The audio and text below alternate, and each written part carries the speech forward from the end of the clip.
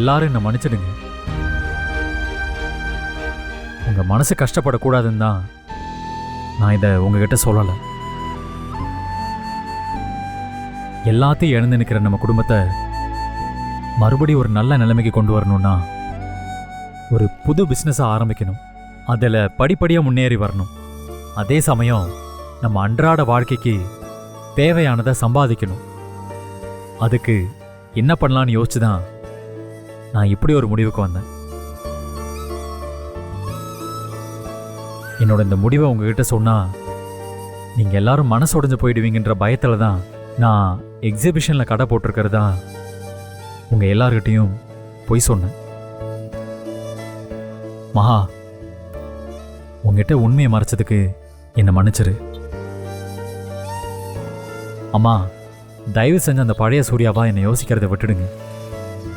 எனக்கு இது கௌரவ குறைச்சலா தெரியல. அதனால்தான் தைரியமா இறங்கி நான் இதை விற்க ஆரம்பிச்சிட்டேன்.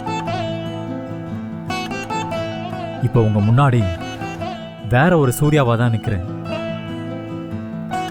என்னதான் நீங்க என் கால் தரையில படாம அந்தஸ்தா வளர்த்திருந்தாலும் நான் சொந்த காலில் நிற்கிறது தாமா உண்மையான அந்தஸ்து.